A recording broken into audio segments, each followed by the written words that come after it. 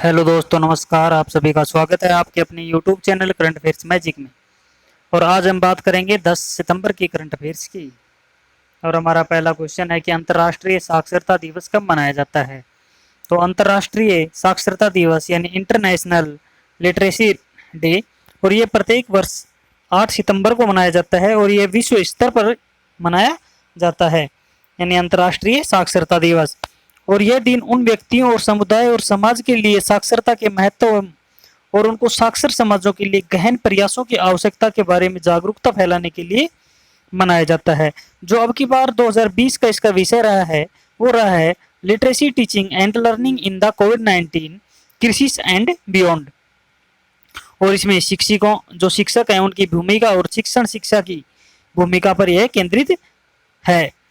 जो अंतर्राष्ट्रीय साक्षरता दिवस है ये यूनेस्को के द्वारा 1966 में 8 सितंबर को मनाए जाने की घोषणा की थी। और जो यूनेस्को है उसका हेडक्वार्टर पेरिस फ्रांस में स्थित है और इसके जो प्रमुख हैं वो हैं ऑड्रे अजोले। और इसकी जो स्थापना है वो 16 नवंबर 1945 को हुई थी। हमारा अगला क्वेश्चन है the state of young child in India report किसके द्वारा जारी की गई है। तो ये जारी की गई है हमारे उपराष्ट्रपति एम वेंकैया नायडू के द्वारा।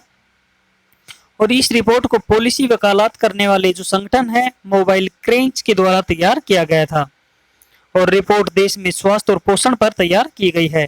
और इस रिपोर्ट के अनुसार भारत में 21% में से 6 साल से कम उम्र के 159 मिलियन बच्चे कुपोषित हैं। 6 साल से कम उम्र के 159 मिलियन बच्चे कुपोषित हैं और 36% का कम वजन का शिकार हैं इसमें से। और 38% पूर्ण टीकाकरण प्राप्त नहीं कर पाते हैं। और बाल पोषण, स्वास्थ्य देखभाल, शिक्षा और अन्य सुरक्षा सेवाओं पर जो खर्च किए गए उनके विश्लेषण के अनुसार भारत में 2018-19 के दौरान प्रति बच्चे 1723 रुपए खर्च किए गए हैं, जो पूरी योग्य आबादी को कवर करने के लिए अपर्याप्त है। और इसके अंदर जो राज्य हैं जिन्होंने सर्वश्रेष्ठ प्रदर्शन किया वो हैं केरल, गोवा, त्रिपुरा, तमिलनाडु और मिजोरम। केरल, गोवा, त्रिपुरा, तमिलनाडु और मिजोरम। और जो सबसे खराब प्रदर्शन जिन्होंने किया वो हैं बिहार, उत्तर प्रदेश, झारखंड, मध्य प्रदेश और छत्तीसगढ़। और यंग चाइल्ड आउटकम इंडेक्स में प्राथमिक विद्यालय स्तर पर बालकों की उपस्थिति, शिशु मृत्यु दर, स्टंटिंग जैसे संकेतों की मदद के से स्वास्थ्य, पोषण और ज्ञान संबंधी विकास को मापा गया। और इस सूचकांक के आधार पर 8 राज्य हैं असम, मेघालय, राजस्थान, छत्तीसगढ़, मध्य प्रदेश, झारखंड, उत्तर प्रदेश और बिहार, इन्होंने देश में औसत से नीचे स्कोर किया है। हमारा अगला क्वेश्चन है कि किसने साइबर सुरक्षा जागरूकता अभियान चलाने के लिए सीपीएफ के साथ में साझेदारी की है। तो ये की है व्हाट्सएप ने। और व्हाट्सएप है ये फेसबुक के स्वामित्व में है। तो फेसबुक स्वामित्व वाले व्हाट्सएप ने छात्रों में साइबर सुरक्षा के बारे में जागरूकता पैदा करने के लिए साइबर पीस फाउंडेशन, सीपीएफ का मतलब है साइबर पीस फाउंडेशन, इसके साथ इन्होंने साझेदारी की है। और इस साझेदारी का जो लक्ष्य है इस वर्ष के अंत तक पैन इंडिया कार्यक्रम के तहत दिल्ली, मध्य प्रदेश, बिहार, झारखंड और महाराष्ट्र सहित 5 भारतीय राज्यों के लगभग 15,000 छात्रों तक यह पहुंचाना इनका लक्ष्य है।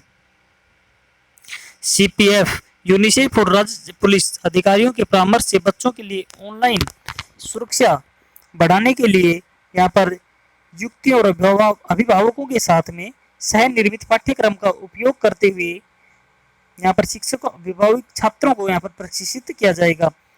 और इस संस्थापक और अध्यक्ष हैं साइबर पीस फाउंडेशन के विनीत कुमार। और इसकी स्थापना 2003 में हुई थी और इसके जो हेडक्वार्टर है वो नई दिल्ली में स्थित है। हमारा अगला क्वेश्चन है कि LEAF यानी Laurel Dale agro processing India ने खाद्य प्रसंस्करण के लिए किस राज्य सरकार के साथ समझौते पर हस्ताक्षर किए हैं। तो ये किए हैं आंध्र प्रदेश सरकार के साथ में। और यहाँ पर खाद्य प्रसंस्करण के दायरों को बढ़ाने के लिए एक समझौता ज्ञापन हुआ है। और राज्य सरकार ने वर्तमान में देश में आम, चुन्ना, टमाटर, अंडे, केला, मिर्च और झींगा के उत्पादन में शीर्ष स्थान पर है। कौन? आंध्र प्रदेश। और मूंगफली, मक्का और चावल के उत्पादन में दूसरे स्थान पर रहा है। लीफ ने खाद्य प्रसंस्करण पर विशेष ध्यान देने के लिए सीमांत किसानों की आय को बढ़ावा देने के लिए आंध्र प्रदेश सरकार के उद्योग विभाग और वाणिज्य विभाग के अंतर्गत आने वाले जो आंध्र प्रदेश खाद्य प्रसंस्करण सोसाइटी है तोड़ेपल्ली जो गुंटूर में स्थित है, इसके साथ इन्होंने समझौता किया है। और एकीकृत खाद्य पार्क योजना के यह पहल किसानों के लिए उच्च आय सुनिश्चित करने की एक दिशा की पहल है। आंध्र प्रदेश के मुख्यमंत्री हैं वाई.एस. जगनमोहन रेड्डी और यहाँ के राज्यपाल हैं विश्वभूषण हरिचंदन। हमारा अगला क्वेश्चन है कि international day to protect education from attack ये कब मनाया गया? तो यह मनाया गया 9 सितंबर को और ये विश्व स्तर पर मनाया गया international day to protect education from attack, यानी शिक्षा को जो हमलों से बचाने का अंतर्राष्ट्रीय दिवस। और ये वर्ष 2020 में पहली बार मनाया गया है, यानी अभी की बार इसको शुरू किया गया है, अभी पहली बार मनाया गया 2020 में। और इस दिन 35 संकटग्रस्त देशों में रहने वाले 75 मिलियन 3 से 18 साल के बच्चों की दुर्दशा और उनकी शैक्षिक सहायता की तत्काल आवश्यकता पर ध्यान आकर्षित करने के लिए मनाया गया है। यूनेस्को का हेडक्वार्टर पेरिस फ्रांस में स्थित है और इसका जो प्रमुख है वो ऑड्रे अजोले हैं। इसकी स्थापना 16 नवंबर 1945 को हुई थी और यूनिसेफ के कार्यकारी निदेशक हैं हेनरी टैचफोर और इसकी स्थापना 11 दिसंबर 1946 को हुई थी और इसका हेडक्वार्टर न्यूयॉर्क संयुक्त राज्य अमेरिका में स्थित है। हमारा अगला क्वेश्चन है कि राजस्थान के जयपुर में पत्रिका गेट का उद्घाटन किसने किया है? तो ये किया हमारे प्रधानमंत्री नरेंद्र मोदी ने और ये वीडियो कॉन्फ्रेंसिंग के माध्यम से किया गया है। और इस पत्रिका गेट का जो निर्माण है जयपुर के जवाहरलाल नेहरू मार्ग के पत्रिका समाचार समूह के द्वारा किया गया है। और पीएम मोदी ने राजस्थान पत्रिका समूह के प्रधान संपादक और पत्रिका समाचार समूह के अध्यक्ष हैं गुलाब कोठारी, इनके द्वारा 2 पुस्तकें लिखी गई संवाद उपनिषद और अक्षर यात्रा, इनका भी साथ में यहाँ पर विमोचन किया गया है।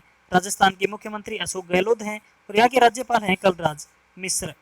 हमारा अगला क्वेश्चन है कि किस बैंक ने अपने 115वें स्थापना दिवस पर signature visa debit card launch किया है?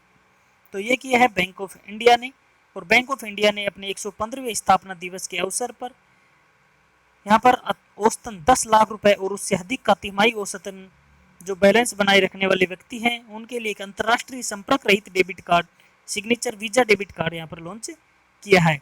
अगर इसकी विशेषताओं की बात करें तो इस कार्ड में पीओएस और ई कॉमर्स पर 5 लाख और एटीएम पर 1 लाख तक की खर्च सीमा है और अन्य सुविधाओं में लाउंज एक्सेस प्रति तिमाही और यात्रा, रिटेल, भोजन, जीवन शैली, मनोरंजन, लग्जरी होटल, ऑनलाइन शॉपिंग पर रिवार्ड पॉइंट आदि शामिल किए गए हैं।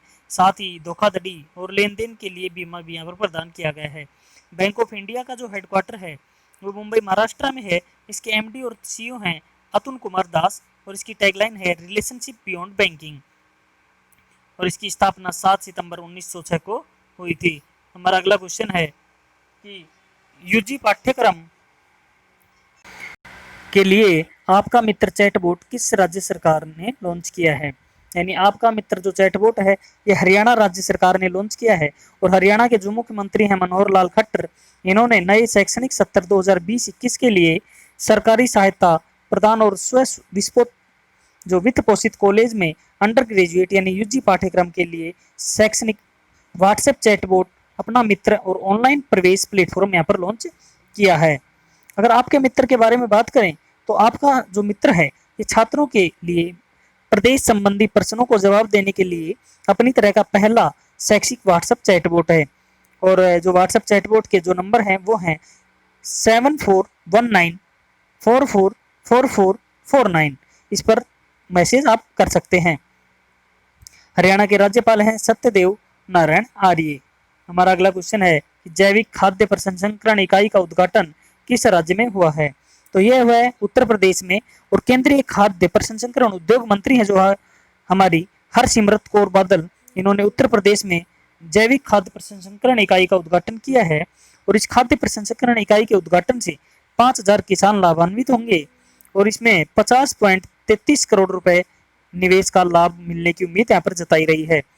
और ये जो इकाई है इसका नाम रखा गया है Messrs organic India private limited, जिससे 100 लोगों को प्रत्यक्ष और 250 लोगों को अप्रत्यक्ष रूप से यहाँ पर रोजगार मिलने की संभावना जताई गई है। Messrs organic India private limited को 55.13 करोड़ रुपए की कुल लागत से यहाँ पर स्थापित किया गया है और इस इकाई की जो प्रतिदिन 3 मैट्रिक टन की प्रसंस्करण क्षमता भी बनाई गई है और ये 350 करोड़ रुपए की कृषि उपज का प्रसंस्करण करेगी। उत्तर प्रदेश के मुख्यमंत्री हैं योगी आदित्यनाथ और राज्यपाल आनंदीबेन पटेल हैं। हमारा अगला क्वेश्चन है कि आरबीआई ने किस बैंक का बैंकिंग दर्जा समाप्त कर दिया है? तो यह कर दिया है Aditya Birla Idea payments bank का और भारतीय रिजर्व बैंक यानी आरबीआई इनके द्वारा बैंकिंग विनियमन अधिनियम 1949 के तहत 28 जुलाई 2020 से आदित्य बिड़ला आइडिया पेमेंट्स यानी एबीआईपी बैंक के बैंकिंग कामकाज पर पाबंदी लगा दी है। इसके साथ ही अब एबीआईपी का बैंकिंग दर्जा भी समाप्त हो गया है। Aditya Birla Idea payments bank ने के स्वैच्छिक तौर पर कारोबार समाप्त करने के आवेदन के बाद यह परिसमापन की दिशा में बढ़ेगा और Aditya Birla Idea payments bank में ग्रासिम इंडस्ट्रीज लिमिटेड की 51% और वोडाफोन आइडिया लिमिटेड की 49% हिस्सेदारी थी। अगर इस बैंक के बारे में बात करें तो फरवरी 2018 में Aditya Birla Idea payments bank अगस्त 2015 में आरबीआई के द्वारा 11 फर्मों को लाइसेंस जारी यहाँ पर किया था और फिर इसको चालू किया गया था। Aditya Birla Idea payments bank का स्थापना 2016 में हुई थी और ये जो संगठन था ये था आदित्य बिड़ला नुवो। तो अब बात करते हैं निधन की। तो हमारे भारत के रेडियो खगोल विज्ञान के जनक प्रो गोविंद स्वरूप का निधन हो गया है। इनका जन्म 23 मार्च 1929 को ठाकुर द्वार यूनाइटेड प्रांत ब्रिटिश भारत जो वर्तमान उत्तर प्रदेश में है वहां पर हुआ था और यह टाटा इंस्टीट्यूट ऑफ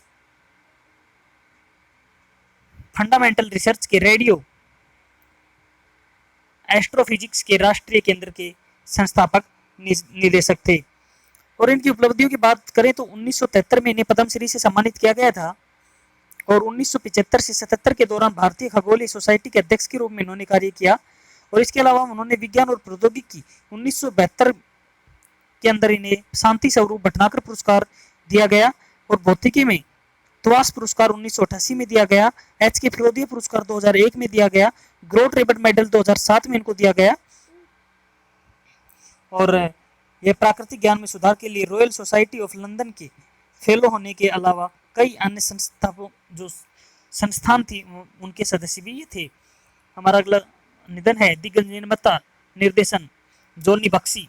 इनका निधन हो गया। उन्होंने अधिकांश बतौर निर्माता के रूप में कार्य किया और उनकी फिल्मों में मंजिल और भी 1974 में आई, रावण 1984 में और फिर तेरी कहानी याद 1993 जैसी फिल्में शामिल हैं। इसके अतिरिक्त उन्होंने 2 फिल्मों डाकू और पुलिस 1992 में की और खुदाई 1994 में भी इनका निर्देशन उन्होंने किया था। और अगले हैं केरल में स्थित इडरनीर मठ के जो प्रमुख थे केशवानंद भारती। इनका निधन हो गया है। वो सुप्रीम कोर्ट के ऐतिहासिक निर्णय की किसी भी परिस्थिति में संविधान की मूल संरचना को संसद के द्वारा संशोधित नहीं किया जा सकता के याचिकाकर्ता के रूप में प्रसिद्ध थे। तो धन्यवाद दोस्तों, आज के लिए इतना ही। हम मिलते हैं नई वीडियो में नई अपडेट के साथ। तब तक पढ़ते रहिए, बढ़ते रहिए और आपके अपने YouTube channel current affairs magic को सब्सक्राइब करना ना भूलें। धन्यवाद।